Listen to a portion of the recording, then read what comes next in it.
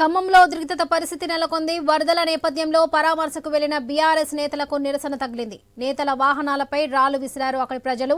MLA Harish Rao, Jagadish Reddy, Puvvada వాహనాలపై రాళ్లు విసిరారు.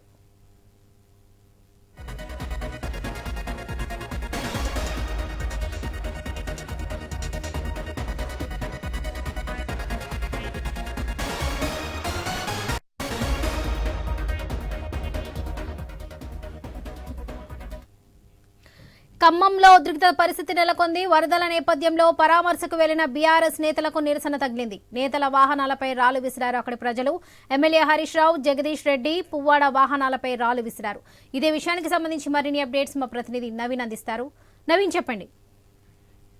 వరలక్ష్మి, మనం చూడొచ్చు కొద్దిసేపటి కిందటనే ఖమ్మం నగరంలోని వరద ప్రాంతాలకు సంబంధించిన ముంపు ప్రాంత ప్రజల్ని పరామర్శించడానికి అయితే మాజీ మంత్రి హరీష్ రావు, మాజీ మంత్రి ఖమ్మం సంబంధించిన మంత్రి పువ్వాడ అజయ్ కుమార్ వీళ్ళందరూ కూడా వచ్చినట్టు పరిస్థితి కనపడుతుంది. పూర్తిగా వాళ్ళ పరామర్శ చేసిన తర్వాత వాళ్ళకి కావాల్సినటువంటి నిత్యావసర సరుకులు పంపిణీ కార్యక్రమం చేస్తున్నారు. ఖమ్మం మంచికంట నగర్ లోని కాలవొడ్డు ప్రాంతంలోని బొక్కల గడ్డ వద్ద ఈ ఘటన చోటు చేసుకుంది. అయితే అక్కడ నినాదాలు చేసుకుంటూ, అంటే ఒకరికి ఒకరు కాంగ్రెస్ పార్టీతో పాటు బీఆర్ఎస్ పార్టీ నినాదాలు చేసుకుంటూ వాళ్ళు పంపిణీ చేసేటువంటి వాటి మీద ఫోటోస్ ఎందుకు పెడుతున్నారని చెప్పేసి ఆడ కొద్దిగా ఆందోళన చేశారు కాంగ్రెస్ కి సంబంధించిన నేతలు. ఈ నేపథ్యంలో ఇక్కడ ఒక ఉద్రిక్తత వాతావరణం చోటు చేసుకుంది. బీఆర్ఎస్ కి సంబంధించిన నేతల కార్లపై అయితే రాళ్లు ఒక్కసారిగా రువ్వారు. రాళ్లు రువ్వడంతో కూడా 4-5 కార్ల అద్దాలు కూడా ధ్వంసమైనాయి. అంతేకాకుండా అక్కడ కొంతమంది జనాలు ఉన్నారు. జనాలపై కూడా రాళ్లు పడ్డంతో కూడా ఇద్దరు తలకాయలు అయితే పగిలిన పరిస్థితి కాబట్టి ఒక తీవ్ర ఉద్రిక్తత వాతావరణం అయితే అక్కడ చోటు చేసుకుంది. పూర్తి స్థాయిలో కూడా అంటే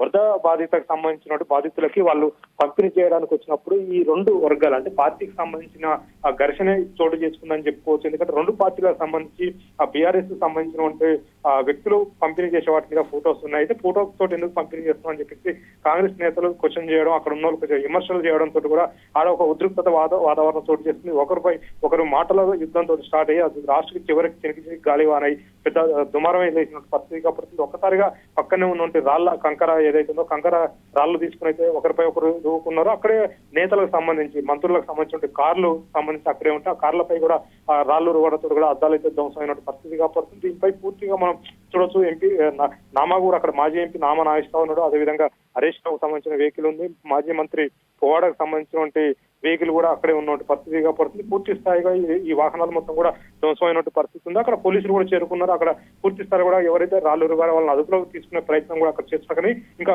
ఉద్రిక్త వాతావరణం అయితే అక్కడ చోటు చేసుకుంది. పూర్తి స్థాయిలో కూడా పార్టీకి సంబంధించినటువంటి ఇరు వర్గాల మధ్య ఘర్షణ వాతావరణం చోటు చేసుకున్నటువంటి పరిస్థితి అక్కడ ఉంది. పూర్తి స్థాయిలో పోలీసులు అయితే అక్కడ చేరుకున్నటువంటి విజువల్ మనం చూడొచ్చు. ఇక్కడ పోలీసులు కూడా అక్కడ చేరుకున్నారు. ఇప్పటికే అక్కడ ఉన్నట్టు కొంతమంది అదుపులోకి కూడా తీసుకుంటున్నటువంటి పరిస్థితి కనపడుతుంది. ఎందుకంటే పూర్తిగా కూడా వరద బాధితులకు సంబంధించినటువంటి పంపిణీ కార్యక్రమం వాళ్ళు స్వచ్ఛందంగా ఆ బీఆర్ఎస్ వాళ్ళకి తోచినంత వాళ్ళు ఇస్తున్నారు. అయితే ఈ నేపథ్యంలో దాన్ని అబ్జెక్షన్ చేశారు కాంగ్రెస్ సంబంధించిన అక్కడ ఆ ఏరియాకి సంబంధించినటువంటి ఆ వ్యక్తులు. పూర్తి స్థాయిలో కూడా ఈ ఫోటోస్ పెట్టి బీఆర్ఎస్ సంబంధించిన ఫోటోలు పెట్టి కానీ ఇవన్నీ పెట్టి ఇవ్వకూడదని చెప్పేసి అక్కడ చిన్న ఘర్షణ చోటు చేసుకున్న తిరిగిగా పెద్ద ఘర్షణగా దారి తీసినట్టు పరిస్థితి కనపడుతుంది. ఒక్కసారిగా రాళ్లతోటి రూపుకోవడంతో కూడా అక్కడ అద్దాలు అయితే ధ్వంసమైనట్టు పరిస్థితి కనపడతా ఉంది. Varalakshmi. Right Naveen, thank you.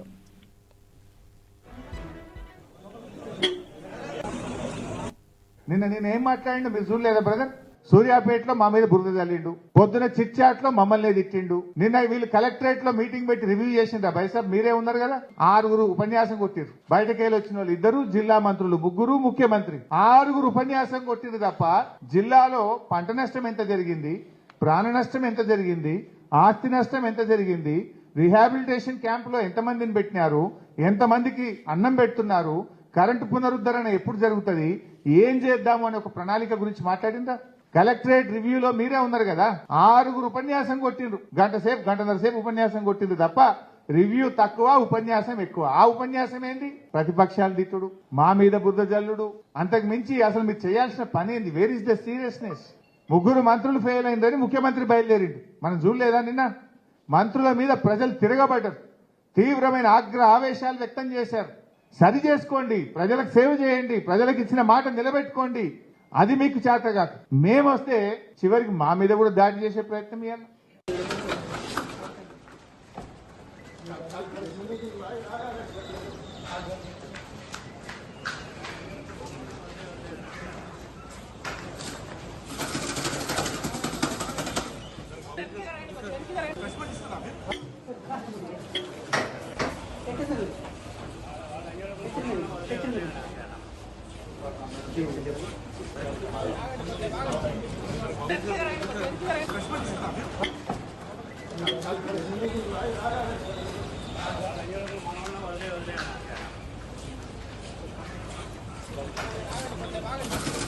Let's